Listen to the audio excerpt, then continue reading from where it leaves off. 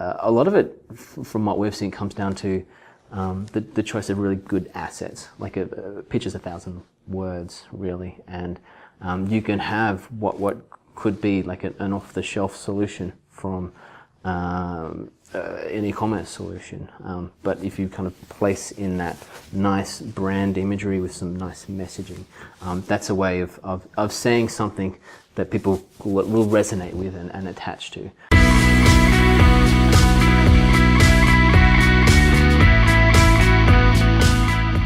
This is Velocitize Talks, and I'm Eric Jones. I'm here with Greg Nelson, who's the managing director at the Lamb Agency. How you doing? Greg, it's great to have you. Thank you very much. I'm going to dive right in and wondered if you could describe in a couple of sentences the Lamb Agency and your competitive differentiator in the marketplace. So Lamb's existed for the last 4 years within the marketplace. We've come from a place where we've been quite a small agency of 3 or 4 and have grown to a point where we now have 15 people within our agency. And we've done that off of the back of focusing on quality of outcomes for the customer, but also in having a good experience. So quality of outcomes and having a good experience in delivering those outcomes. We also have I guess quite a strong culture internally of keeping a good balance between workplace and life as well. So, so we are someone that are engaged if a higher level of aesthetic or performance is needed from a website or system that needs to be built.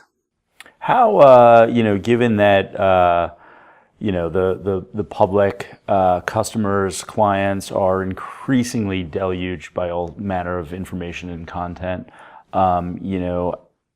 websites everywhere, right? Every brand has a website now. How do you ensure that yours cut through that noise? Well, for us, that's a really important element of what we do. And in terms of how we cut through, in setting a high quality aesthetic, it stands our clients' websites above its competitors. So if they're going to Google and doing a search for Lawyers Brisbane, they'll bring up maybe a few sites and they'll find out and they're like, hey, this looks like a really nice website.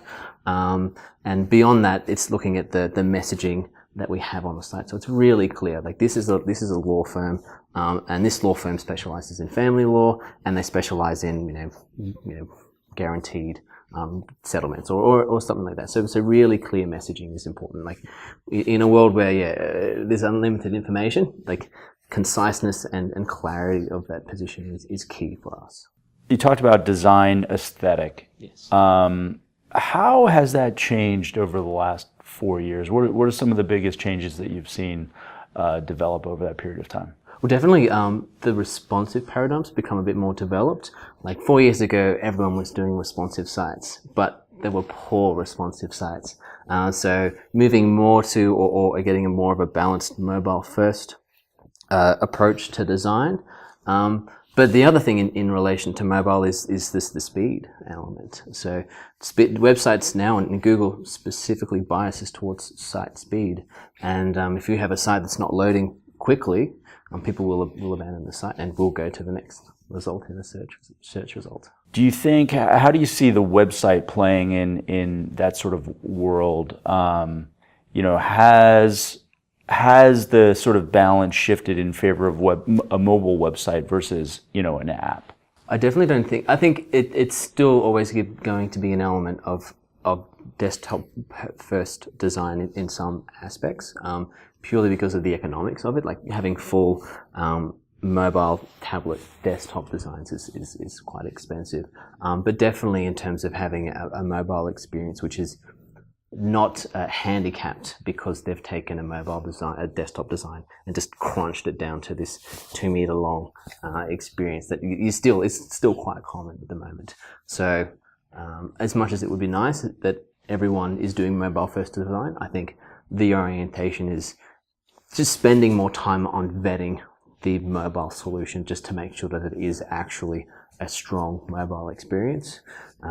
So I think gradually it will move that way, but I think the move has been to spend more time just checking it and making sure it works and it is following good practice. You have an incredible depth of experience in e-commerce. how have we sort of evolved from the early days of e-commerce to today, where basically any company in the world, any brand in the world, regardless of how old you are, can have a world-class e-commerce experience.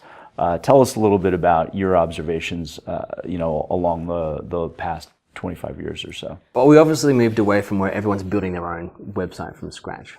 That was a really horrendous kind of solutions to custom build a score from a website from scratch. But in terms of like other trends that I've seen, like obviously the cart and the product cart checkout system is still relatively intact. So while many technological things have changed around that core element has changed. We've seen the rise of like the retail giants, like e-commerce giants, like Amazon. Like Amazon's a very interesting like introduction because if a local store can chuck their stuff onto Amazon and they can get the reach of the Amazon network, that's great. But on the other hand, they lose the client relationship. So they can sell, but they don't own the relationship, which ultimately is where you get margin and where you build a profitable business. So Amazon's in a really interesting trend. The commoditization and standardization of the platforms has also been a major thing. But also, I think they just look better. Like the sophistication of the designs increased, so they're better. And I think going forward, there's a lot of really interesting things happening in terms of like VR and kind of combine like that multi-channel experience that combines the online and offline experience. You've described yourself as a quote huge science nerd. What are some of the the advancements in technology that you see coming down the pike? And how do you see them featuring in terms of creating a better customer experience, or even better digital experience? There's the kind of technology which would really change the game, but it's not even close to being achieved. So things like sub-vocalization, so being able to have a stream of thought and that kind of present itself as like your interface. You're just sitting in front of a computer and your hands are by your side and it's, or even worse, like could you imagine a train full of people like just connected into their devices and it's just a silent train of zombies? Or just looking after kids, for example. Like kids are already as bad as they are, where they're just on their devices doing stuff. So sub-vocalization is a really interesting one in terms of what that as a game changer. But that's 20, 30, 50 years down the track. Augmented reality, I think, is really quite interesting.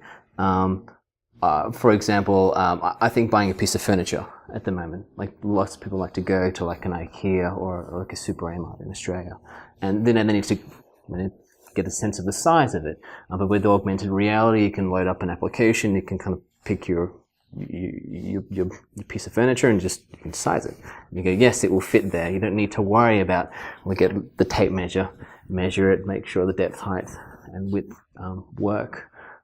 It's also really good. I've seen some demos in terms of using augmented reality for flat laying clothes. So you can be like, well, this is the t-shirt I want, and this is the shorts that I want, and here's the buckle, and here's the shoes. And I think that's a really interesting space to kind of play in. Just getting that it's potentially allowing you to kind of increase your average order value, but it's also just giving you a better sense of the physicality of what you're actually getting. So. Yeah, and hopefully cut down on the number of returns and that type of thing as well. Oh yeah, definitely. But I guess the multi-channel experience is probably going to be the big thing that is being attacked and will be attacked. Has anybody kind of solved that whole omni-channel, that great omni-channel experience in your mind? Any brands that you'd call out as being standouts? Oh, no, not specifically, but I think the larger players are going to get it first, obviously. But also at the other end, like I think you're going to get the really big players, but also the really small players, because they'll just get these widget type solutions. So like, here's your POS, here's your website, and here's whatever you need, and it's just plug.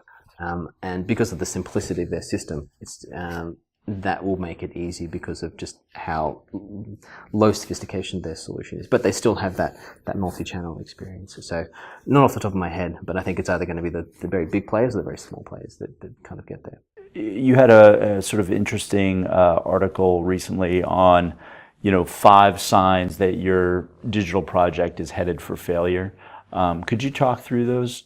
So in terms of the failures that we've seen, and over the last 20 years, so I've seen all kinds of things happening, and it's really bad when it happens, like the stress on both sides, really.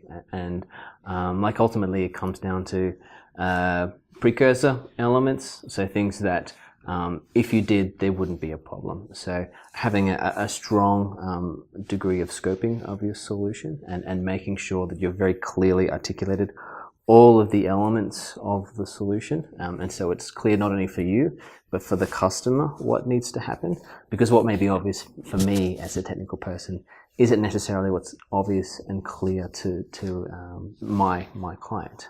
Other things are, I guess, in terms of what are symptomatic, like what are things that are indicating that this project is going the wrong way. So in terms of an indeterminate like schedule, if your agency is not able to tell you or give you some kind of delivery date, then that's a problem. Like if you tell me, like if you ask me how long does it take to get the cold case, like I don't know exactly, but I can make a good guess as to what that's going to be. So if the agency's literally, we don't know, well, that means they're not prioritizing you, they're way out of their depth, or they don't care. So there's a lot of things that I think can be done to prevent these things from happening. I think a lot of clients go into a project underprepared for scoping out the project. Like it's their business, but they don't know at the same time they don't know what they know to tell the technical people what they need to know in order to make it complete. So it's just kind of getting people to the same level of understanding. And making sure that everyone knows what the objectives are, what's the critical path to success. With more and more brands competing on the basis of customer experience, what are the hallmarks? What are the essentials that you see as things that brands absolutely have to do in terms of providing a superior customer experience? I think that at the moment the really quick wins are in actually what happens after the purchase. So if you've got a product and you ship it something, like what is that experience like for the customers? Is it a nice package? Doesn't necessarily have to be a nice package. It just could be something interesting. It could be the inclusion of like brand assets, like stickers. Like we were doing some work for a cycling company, and they had this really cool, like neat little. It was simplistic, but these cool little knick-knacky type things that people could use to represent the brand, and they could put on their bike or whatnot. So that's like a low-hanging fruit in terms of what we've seen. But I think a lot of it, from what we've seen, comes down to the choice of really good assets. Like a picture's 1,000 words, really, and you can have what could be like an off-the-shelf solution from an e-commerce solution, but if you kind of place in that nice brand imagery with some nice messaging, that's a way of saying something that people will resonate with and attach to. For those that have really deep pockets, like video is really interesting. We've seen some really interesting stuff where another company's released a range of products, but they've also released a 5-minute custom video around the product range, which is really compelling and really interesting at the same time. So the product wasn't the product was the story, the representation of that story that was being told in the video. One of the questions we love asking is a book that you'd like to recommend to our viewers. I said I was a science nerd before. I got a zillion recommendations for books like that. Look, I'm a huge fan of Edward de Bono. I love, he comes up with these very simple lenses that you can use to kind of think about different intellectual problems. So it's not a complete methodology, but it's just it just forces you to think in a slightly different way. So anything by Edward de Bono is very interesting, from the 6 thinking hats to, there's so many. I've got a shelf of just his books. Nice. Thanks, Greg. That was Greg Nelson, the managing director of the Lam Agency.